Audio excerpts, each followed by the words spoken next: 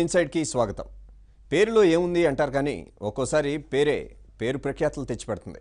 కర్ణాటక ముఖ్యమంత్రి సిద్ధరామయ్యని తీసుకోండి. ఆ పేరంటే ఆయన ఊళ్ళో వాళ్లకు ఎంతో ఇష్టమట. మైసూరు జిల్లాలోని సిద్ధరామన్నహుండి గ్రామంలో జన్మించిన సిద్ధరామయ్య అంచెలంచెలుగా ఎదిగి రాష్ట్రానికి ముఖ్యమంత్రి అయ్యారు. ఈ నెల కావాలని ఆ ఊళ్ళో చాలామంది తమ పిల్లలకు సిద్ధరామయ్య అని పేరు పెట్టుకున్నారు. మొత్తంగా ఈ ఊళ్ళో 30 మంది సిద్ధరామయ్యలు ఉన్నారట. ఇందులో రకరకాల ఏజ్ గ్రూప్ల వాళ్ళు ఉన్నారు. సిద్ధరామయ్య పేరు పెట్టుకున్నంత మాత్రాన ఆయనలా అందరూ రాజకీయాల్లో సక్సెస్ అవుతారని కాదు కానీ ఏదో అభిమానం. కన్నడ రాజకీయాలను కాసేపు పక్కన పెట్టి తెలుగు రాజకీయాల్లో జరుగుతున్న కొన్ని ఆసక్తికరమైన లోగుట్టు కథనాలను ఇప్పుడు చూద్దాం. ముందుగా ముఖ్యాంశాలు. నిజామాబాద్ జిల్లా ఓపెన్ పరీక్షల్లో పెరిగిందట సందడి. పలు సెంటర్లలో సర్పంచ్ అభ్యర్థులదే హడావుడి. కాంగ్రెస్ బస్సు యాత్రలో అక్కడక్కడ టికెట్ల గొడవలు. భద్రాద్రి కొత్తగూడెం జిల్లాలో ఆశావాహుల ఆర్భాటాలు.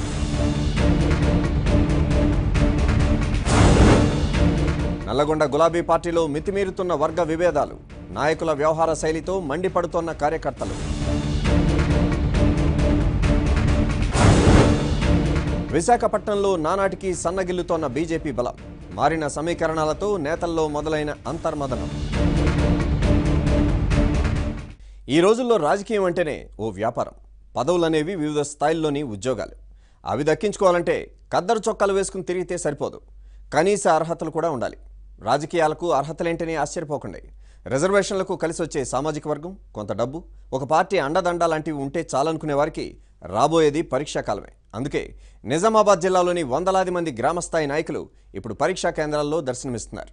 ప్రస్తుతం జరుగుతున్న ఓపెన్ 10th, ఓపెన్ ఇంటర్ పరీక్షల్లో ఇలాంటి రాజకీయ విద్యార్థుల సందడి ఎక్కువగా కనిపిస్తోంది. అప్కమింగ్ లీడర్లకు ఈ పరీక్షలేంటో తెలుసుకోవాలనుకుంటున్నారా? అయితే ఈ కథనాన్ని మీరు చూడాల్సిందే.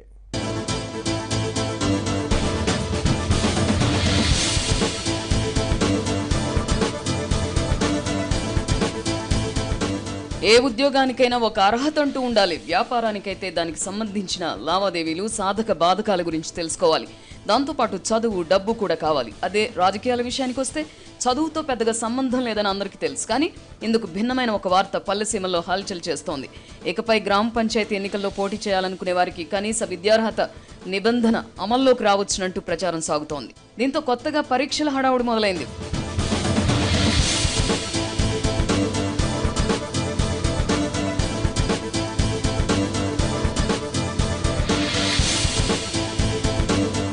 వచ్చే ఎన్నికల్లో సర్పంచ్గా పోటీ చేయాలనుకునే అభ్యర్థులు కనీసం 10వ తరగతి అయినా పాస్ అయి ఉండాలన్న ఒక నిబంధన అమల్లోకి తేబోతున్నారట. దీనికి సంబంధించి ప్రభుత్వంలో చర్చ సాగుతోందని, పంచాయతీ ఎన్నికల నాటికి కనీస విద్యార్హతకు సంబంధించిన ఉత్తర్వులు వెలువడవచ్చునని వార్తలు షికారు చేస్తున్నాయి. దీంతో గత కొద్ది రోజులుగా వివిధ రాజకీయ పక్షాల్లో కలకలం రేగుతోంది. ఏళ్ల తరబడి పార్టీ జెండాలు మోస్తున్నవారు, ఎమ్మెల్యేలు, ఎంపీలకు సేవ చేస్తూ ఏదో ఒక అవకాశం కోసం ఎదురు చూస్తున్నవారు ఆందోళన చెందుతున్నారు. రిజర్వేషన్లు కలిసి వస్తే ఈసారి సర్పంచ్ కావాలని ఉవ్విళ్లూరుతున్నవారు కనీస విద్యార్హత కోసం పడరాని పాటలు పడుతున్నారు.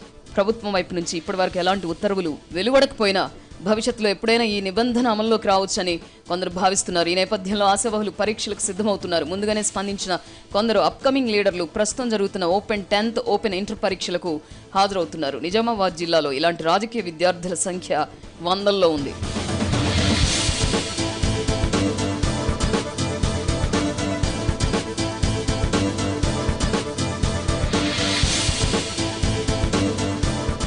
నిజామాబాద్ జిల్లాలో ఇంతవరకు 392 గ్రామ పంచాయతీలు ఉండగా కొత్తగా 151 పంచాయతీలు అవతరించాయి. దీంతో వీటి సంఖ్య 543కు చేరింది. ఈ గ్రామ పంచాయతీ ఎన్నికలు జరగబోతున్నాయి. కామారెడ్డి జిల్లాలో 323 గ్రామ పంచాయతీలు ఉండగా కొత్తగా 214 ఏర్పాటయ్యాయి. ఫలితంగా వాటి సంఖ్య 537కి చేరింది. ఉమ్మడి నిజామాబాద్ జిల్లాలోని 1080 గ్రామాల పంచాయతీలకు కొత్త పాలక వర్గాలు ఏర్పాటు కాబోతున్నాయి. అంటే 1000 మందికి పైగా నాయకులు సర్పంచుల రూపంలో పొలిటికల్ ఎంట్రీ ఇవ్వబోతున్నారు. గతంలో ఎలాంటి విద్యార్హతలతో పని లేకుండా కేవలం రిజర్వేషన్ కలిసొచ్చిన వారు రాజకీయ రంగ ప్రవేశం చేశారు. కాలక్రమంలో మండలం దాటి జిల్లా, రాష్ట్ర స్థాయిలో నాయకులుగా ఎదిగారు. ఈసారి మాత్రం పంచాయతీ ఎన్నికల్లో కనీస విద్యార్హత అమలు చేయబోతున్నారని ప్రచారం సాగుతుండటంతో ఆయా గ్రామాలకు చెందిన ఉత్సాహవంతులు పెన్ను, పేపర్ పట్టక తప్పడం లేదు. ఉన్న ఫలంగా 10th పాస్ అవ్వాలనే లక్ష్యంతో సులువైన మార్గాన్ని ఎంచుకున్నారు. ఓపెన్ స్కూల్ విధానం వారికి అన్ని విధాలా అనుకూలిస్తోంది. గాలివాటంగా సాగే ఈ పరీక్షల ద్వారా అయితేనే ఈజీగా పాస్ కావచ్చని భావించి ఓపెన్ పరీక్షలకు సిద్ధమయ్యారు.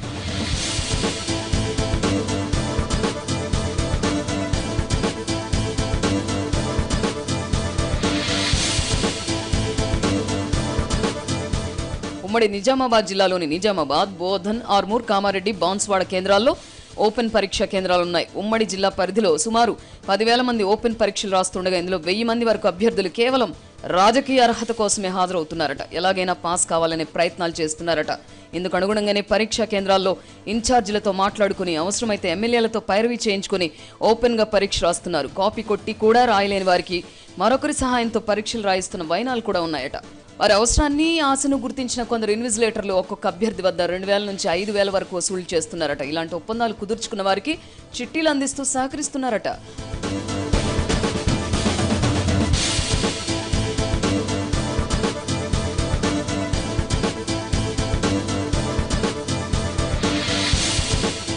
ఓపెన్ పరీక్షల్లో ఓపెన్గానే మాస్ కాపీయింగ్ జరుగుతోందని తెలియడంతో నిజామాబాద్ జిల్లా కలెక్టర్ ఎం రామ్మోహన్ రావు స్పందించారు. విద్యాశాఖ అధికారులను పిలిచి మందలించారు. ఇవేం పరీక్షలంటూ మండిపడ్డారు. దీంతో రంగంలోకి దిగిన అధికారులు కొన్ని చోట్ల రాజకీయ ఒత్తిళ్లతో మాస్ కాపీయింగ్ నడుస్తున్నట్లు గుర్తించారు. నిజామాబాద్ నగరంలోని 2 సెంటర్లు, బోధన్, ఆర్మూర్, బాన్స్వాడ, కామారెడ్డిలోని కొన్ని సెంటర్లలో మాస్ కాపీయింగ్ జోరుగా సాగుతోందని తెలుసుకున్నారు. స్థానిక ప్రజాప్రతినిధుల ప్రమేయాలతో కొందరు చీఫ్ సూపరింటెండెంట్లు, ఇన్విజిలేటర్లు మాస్ కాపీయింగ్ కొనసాగిస్తున్నారట. ఎలాగూ అధికార పక్ష నేతలు అడుగుతున్నారు కాబట్టి ఓపెన్గానే పరీక్షలు రాయించాలని నిర్ణయించుకున్నారట. తీరా విషయం తెలుసుకున్న కలెక్టర్ రామ్మోహన్ రావు సీరియస్ గా స్పందించడంతో కాపీయింగ్ ను కొంత కట్టడి చేశారు. అంతా బాగానే జరుగుతుందని భావిస్తున్న తరుణంలో కలెక్టర్ కన్నెర చేయడంతో తమ రాజకీయ పరీక్ష ఏమవుతుందోనని పొలిటికల్ స్టూడెంట్స్ కలవరపడుతున్నారట. రాజకీయాల్లో చేతిరాతలతో పనేంటన్నా, తలరాత మంచిగుండాలే. ఈ పరీక్షలు రాస్తే ఏంది, రాయకపోతే ఏంది, పాస్ అయితే ఎంత, పాస్ కాకపోతే ఎంత అని పొలిటికల్ డైలాగులు వల్లిస్తూ పరీక్షా కేంద్రాల నుంచి వెళ్లిపోతున్నారట అప్కమింగ్ లీడర్లు. విడ్డూరంగా లేదు ఈ పరిణామం.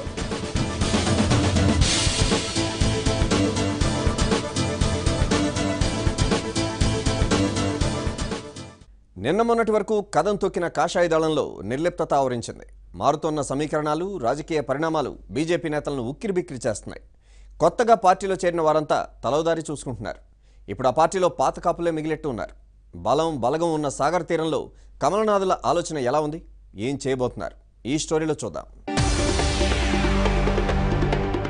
భారతీయ జనతా పార్టీ కేంద్రంలోనూ మెజారిటీ రాష్ట్రాల్లోనూ అధికారంలో ఉన్న పార్టీ. నరేంద్ర మోదీ, అమిత్ షా ద్వయం వ్యూహాలతో బీజేపీ పటిష్ట స్థితికి చేరుకుంది. ఇది నిన్నటి ముచ్చట. ఇప్పుడు పరిస్థితులు మారుతున్నాయి. చాలా రాష్ట్రాల్లో ఆ పార్టీ ఎదురీస్తోంది. బీజేపీతో తెలుగుదేశం పార్టీ తెగదెంపులు చేసుకున్నాక ఆంధ్రప్రదేశ్లో కూడా ఆ పార్టీ దయనీయ స్థితికి చేరుకుంది. బీజేపీ అంటేనే మండిపడుతున్నారు ఏపీ ప్రజలు. ఇదే కమలనాథుల్లో కలవరం కలిగిస్తోంది.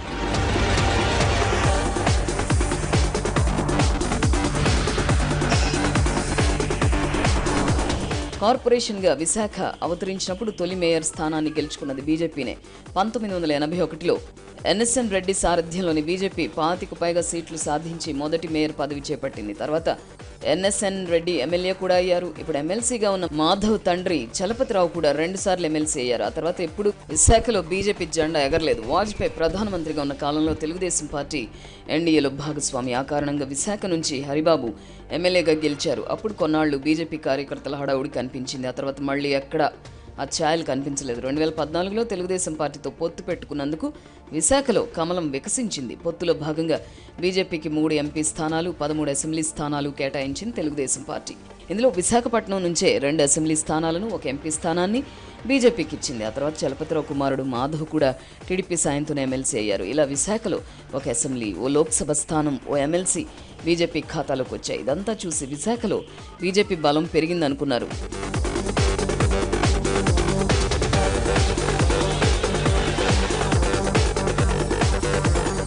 విభజన హామీలు అమలు చేయకపోవడం, ఇస్తామన్న ప్రత్యేక హోదాను పక్కన పెట్టేయడం, రైల్వే జోన్ ఊసే ఎత్తకపోవడం, అసలు ఏపీని పెద్దగా పట్టించుకోకపోవడంతో బీజేపీతో టీడీపీ తెగదెంపులు చేసుకుంది. ఆంధ్రప్రదేశ్కు బీజేపీ తీరని ద్రోహం చేసిందన్న అభిప్రాయం ప్రజల్లో కలిగింది. దీంతో ఏపీ బీజేపీ నేతల్లో ఆందోళన మొదలైంది. టీడీపీ మద్దతు లేకుండా ఒక్క సీటు కూడా గెలిచే అవకాశం లేదనే భావనకు వచ్చారు. కేంద్రంలో బీజేపీ అధికారంలోకి వచ్చిన తర్వాత ఆ పార్టీ వైపు మొగ్గు చూపిన కొందరు ఇప్పుడు అటువైపు చూడడం మానేశారు. 2014లో పార్టీలో చేరిన ఆడారి కిషోర్ కుమార్కు బీజేవైఎం జాతీయ కార్యవర్గంలో చోటు కల్పించారు. అయితే టీడీపీ కటీఫ్ చెప్పిన తర్వాత ఆ పదవిలో ఉంటూనే బీజేపీకి వ్యతిరేకంగా కమలం కండువా వేసుకుని మరీ ఆందోళనలు చేశారు కిషోర్ కుమార్. దాంతో ఆయనను పార్టీ నుండి సస్పెండ్ చేసింది బీజేపీ. ఒకప్పుడు టీడీపీలో ఉన్న కిషోర్ కుమార్ మళ్లీ సొంతింటికి వెళ్లేందుకు అలా చేశారని అంటోంది బీజేపీ.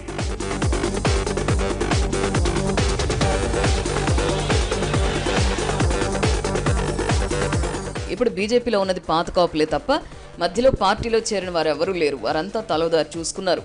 ఈ మధ్యన పార్టీలో చేరిన వారిని బీజేపీ బాగానే చూసుకుంది, పదవులు ఇచ్చింది.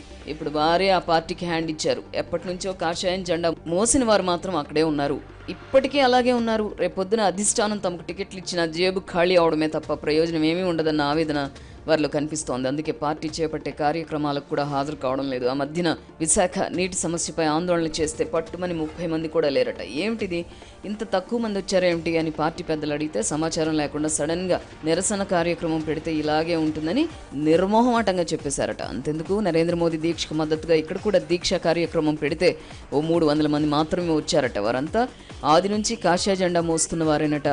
అప్పుడు మేమే ఉన్నాం, ఇప్పుడు మేమే ఉన్నాం, మధ్యలో వచ్చిన వారే బాగుపడ్డారు అంటూ నెట్టూర్పు విడిచారట.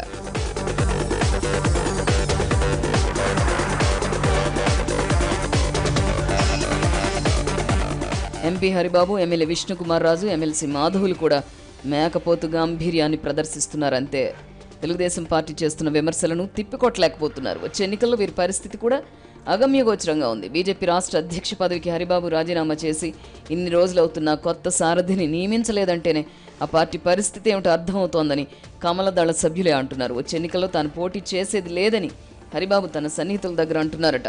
ఆయనే అలా అంటే కొత్తగా పార్టీలోకి వచ్చిన వారి పరిస్థితి ఏమిటో మరి. ఏపీకి ఇచ్చిన హామీలను నెరవేరిస్తే జనాల దగ్గరికి వెళ్ళి ఓటు అడిగే ధైర్యం వస్తుంది తప్ప ఇప్పుడైతే ఆ పరిస్థితి లేదంటున్నారు బీజేపీ నేతలు. అసలు మోదీ షా మదిలో ఆంధ్రప్రదేశ్పై ఎలాంటి అభిప్రాయం ఉందో అంతు పట్టడం లేదని చెప్తున్నారు. ఒకవేళ బీజేపీ అన్ని హామీలు అమలు చేసినా ప్రజలు నమ్మే పరిస్థితిలో లేరంటున్నారు కొందరు. మొత్తానికి ఏపీలో బీజేపీకి ఇది గడ్డు కాలమే.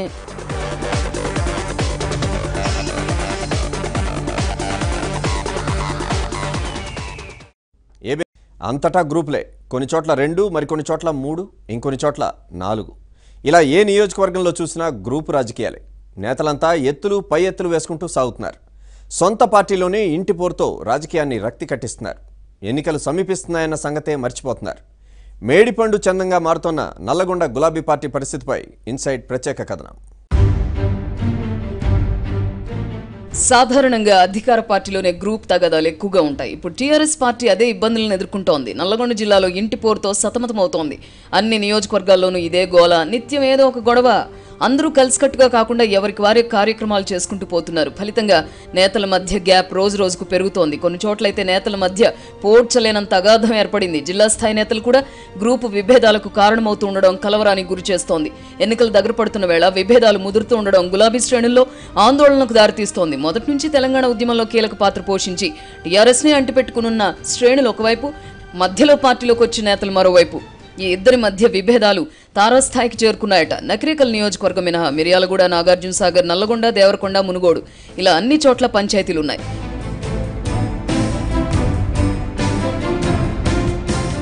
మిర్యాలగూడ నియోజకవర్గంలో మంత్రి కేటీఆర్ పర్యటన సందర్భంగా అక్కడ నేతల మధ్య విభేదాలు బహిర్గతమయ్యాయి. ఇరు వర్గాలు పలుమార్లు బాహాబాహీకి సిద్ధమయ్యాయి. కాంగ్రెస్ నుంచి గెలిచి టీఆర్ఎస్లో చేరిన ఎమ్మెల్యే భాస్కర్ రావుకు గత ఎన్నికల్లో కారు గుర్తుపై పోటీ చేసి భాస్కర్ రావు చేతిలోనే ఓడిపోయిన అలుగుబెల్లి అమరేందర్ రెడ్డి వర్గీయుల మధ్య గత కొన్ని నెలలుగా పచ్చగడ్డి వేస్తే భగ్గుమంటోంది. పార్టీలో పట్టు కోసం ఎవరికి వారు సొంత వ్యూహాలతో ముందుకు సాగుతున్నారు. మిర్యాలగూడ నియోజకవర్గంలోని అన్ని చోట్ల ఇదే పరిస్థితి ఉండడంతో టీఆర్ఎస్ పెద్దలు తలలు పట్టుకుంటున్నారు. పార్టీలో పైనుంచి కింది వరకు స్పష్టమైన విభజన రేఖలు ఏర్పడ్డాయి. దీంతో కమిటీల ఏర్పాట్లోనూ ఒక్కో మండలానికి 2 కమిటీలు చొప్పున ఎవరికి వారే ప్రకటించుకున్నారు. ఇక ఇదే సమయంలో అధికార కార్యక్రమాలప్పుడు ఇరు వర్గాల మధ్య వాదులాట్లు కామన్ అయ్యాయి. వీరిద్దరిలో భాస్కర్ రావు ఎంపీ గుత్తా వర్గీయుడు, అమరేందర్ రెడ్డి మంత్రి జగదీష్ రెడ్డికి సన్నిహితుడు. వీరిద్దరి విభేదాల్లో ఎంపీకి మంత్రికి కూడా పాత్ర ఉన్నట్టు అక్కడి కేడర్ భావిస్తోంది. దీన్ని సరిదిద్దాలంటే ముఖ్యమంత్రి కేసీఆర్ జోక్యం చేసుకోవాల్సిందే. మరో ప్రత్యామ్నాయం కనిపించడం లేదు.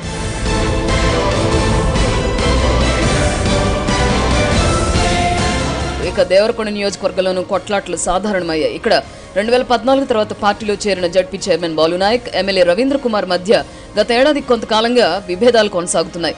ఎవరి కార్యక్రమాలు వాళ్లే చేస్తూ వెళ్తున్నారు. మొదటి నుంచి టీఆర్ఎస్ లో ఉన్న వారిని ఎవరూ పట్టించుకోవడం లేదు. కాంగ్రెస్ నుంచి వచ్చిన బాలునాయక్, సిపిఐ నుంచి వచ్చిన రవీంద్ర కుమార్లు తమ వెంట వచ్చిన కేడర్తోనే టీఆర్ఎస్ లో పెత్తనం కోసం పోట్లాడుతున్నారు. పార్టీ కార్యవర్గాల సమావేశంలో రైతు కమిటీల ఏర్పాటు సమయంలో ఎవరికి వారే కమిటీలు నియమించుకున్నారు. దీంతో ఓ వర్గం అధినేతకు ఫిర్యాదు చేసింది. ఈ గొడవల సంగతి కేసీఆర్ దృష్టికి వెళ్లినా చక్కదిద్దలేకపోతున్నారు. ఎంపీ గుత్తా కానీ మంత్రి జగదీష్ రెడ్డి కానీ విభేదాల పరిష్కారానికి చొరవ చూపడం లేదు. ఈ పరిణామాలు రానున్న ఎన్నికల్లో పార్టీ గెలుపుపై తీవ్ర ప్రభావం చూపే అవకాశం ఉంది.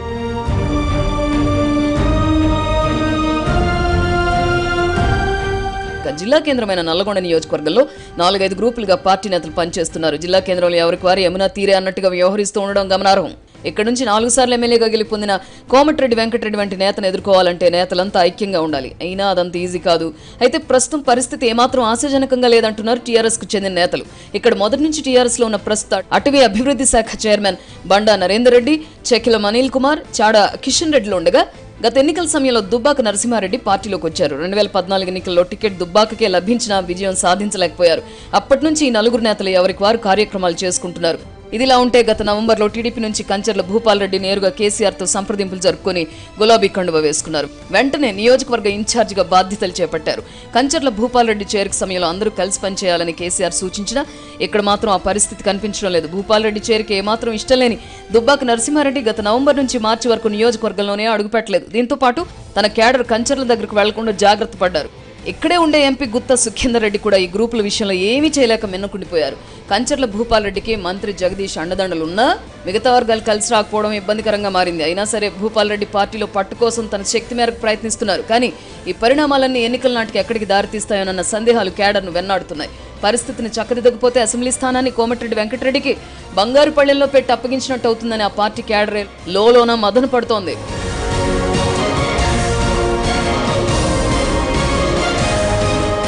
మరోవైపు సీఎల్పీ నేత జానారెడ్డి ప్రాతినిధ్యం వహిస్తున్న నాగార్జున సాగర్ నియోజకవర్గంలోనూ నియోజకవర్గ ఇన్ఛార్జి నోముల నరసింహయ్యకు వ్యతిరేకంగా కాంగ్రెస్ నుంచి పార్టీలో చేరిన నేతలు వ్యవహరిస్తున్నారు. ఇక్కడ advocate MC Kotireddy, KV Ramarao వంటి కొందరు నేతలు మరో వర్గంగా పనిచేస్తున్నారు. వీరికి మంత్రి జగదీష్ రెడ్డి అండదండలు ఉన్నట్టుగా ప్రచారం జరుగుతోంది. ఇక్కడ కూడా రోజు ఏదో ఒక గొడవ జరుగుతోంది. ఎన్ఆర్ఐ గడ్డంపల్లి రవీందర్ రెడ్డి కూడా వీరికి తోడయ్యారు. వచ్చే ఎన్నికల్లో టికెట్ నోములకు దక్కుతుందా లేక కోటిరెడ్డికి ఇస్తారా, రవీందర్ రెడ్డి తన్నుకుపోతారా అన్న తేలవలసి ఉంది. 3 నేతలు ఎవరి ప్రయత్నాలు చేసుకుంటున్నారు. ఇక్కడ అధినేత జోక్యం చేసుకోకపోతే మరోసారి జానారెడ్డి విజయం సాధించడం ఖాయం. ఇక మునుగోడు నియోజకవర్గంలో మాత్రం పార్టీలో ఆది నుంచి ఉన్న ఎమ్మెల్యే కూసుకుంట్ల ప్రభాకర్ రెడ్డి, ఎమ్మెల్సీ కర్నె ప్రభాకర్ వర్గీయుల మధ్య విభేదాలు కొనసాగుతూనే ఉన్నాయి. వేముల వీరేశం ప్రాతినిధ్యం వహిస్తున్న నకరికల్ నియోజకవర్గంలో మాత్రం గ్రూప్ తగాదాలు లేవు. ఇక్కడ మరో వర్గం లేకుండా వీరేశం జాగ్రత్త పడడంతో ఇది సాధ్యమైంది. నల్లగొండ జిల్లాలో కాంగ్రెస్ ఉద్దండులను ఎదుర్కోవాలంటే టీఆర్ఎస్ సర్వశక్తులు వడ్డాల్సిందే. అయితే పార్టీలో ఇన్ని గ్రూపులుంటే ప్రత్యర్థులను ఎలా మట్టి కరిపిస్తారన్నది చర్చనీయాంశంగా మారింది. ఇప్పటికైనా కేసీఆర్ జోక్యం చేసుకోవాలని గులాబీ నేతలు కోరుతున్నారు.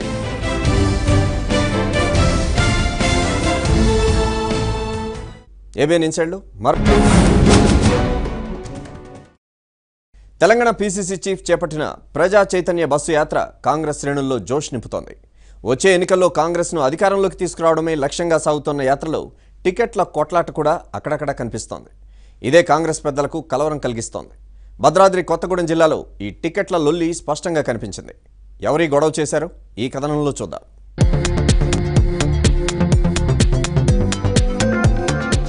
తెలంగాణలో పూర్వ వైభవాన్ని సంతరించుకునేందుకు కాంగ్రెస్ పార్టీ అన్ని దారులు వెతుక్కుంటోంది. ప్రజా చైతన్య బస్ యాత్ర కూడా ఇందులో భాగమే. పీసీసీ అధ్యక్షుడు ఉత్తమ్ కుమార్ రెడ్డి చేపట్టిన ఈ బస్ యాత్ర ఈ మధ్యనే భద్రాద్రి కొత్తగూడెం జిల్లాలో పూర్తి చేసుకుంది. ఈ యాత్ర కాంగ్రెస్ శ్రేణుల్లో జోష్ నింపిందనే చెప్పుకోవాలి. ఇల్లెందుతో పోల్చుకుంటే మణుగూరులో జరిగిన సభ విజయవంతమైంది. కార్యకర్తలు పెద్ద ఎత్తున ఇందులో పాల్గొన్నారు. జిల్లాలోని ఏజెన్సీ ప్రాంతంలోనూ కోల్ బెల్ట్ ప్రాంతమైన ఇల్లెందు, పినపాక, భద్రాచలం నియోజకవర్గాల్లోనూ ఎలాగైనా విజయం సాధించాలన్నదే కాంగ్రెస్ పార్టీ లక్ష్యంగా పెట్టుకుంది. టీఆర్ఎస్ ప్రభుత్వం వైఫల్యాలను, ప్రజా వ్యతిరేక పోకడలను, ఏజెన్సీ సమస్యలను ప్రజల్లోకి తీసుకెళ్లడంలో ఉత్తమ్ సక్సెస్ అయ్యారు.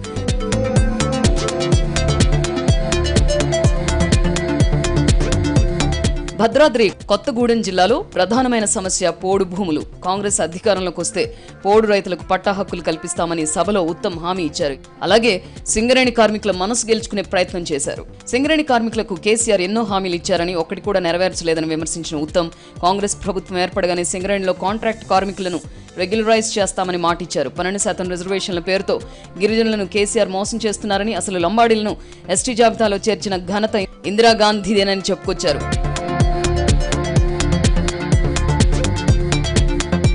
బస్ యాత్ర కాంగ్రెస్ కార్యకర్తల్లో ఉత్సాహం నింపిన మాట నిజమే గానీ దాంతో పాటుగానే కాంగ్రెస్ పెద్దలకు టికెట్లను ఒప్పి తెచ్చిపెట్టింది. సభా వేదిక పైన టికెట్ల కోసం నేతలు గోలగోలు చేశారు. మణుగూరులో నిర్వహించిన బహిరంగ సభ కాసేపట్లో ముగుస్తుందన్నప్పుడు మాజీ ఎమ్మెల్యే రేగా కాంతారావు అనుచరులు గొడవకు దిగారు. వచ్చే ఎన్నికల్లో పోటీ చేసే అభ్యర్థిని ఇప్పుడే ప్రకటించాలంటూ గోల్ చేశారు. వేదికపై ఉన్న ఉత్తమ్ కుమార్, షబీర్ అలీ, రేవంత్ రెడ్డి, బలరాం నాయకులకు వారిని ఎలా సముదాయించాలో అర్థం కాలేదు. అభ్యర్థిని ప్రకటిస్తే ఓ తంట, ప్రకటించకపోతే మరో తంట. ఈ ఎమోషనల్ బ్లాక్ మెయిల్ ను ఎలా ఎదుర్కోవాలో అర్థం కాక తలలు పట్టుకున్నారు.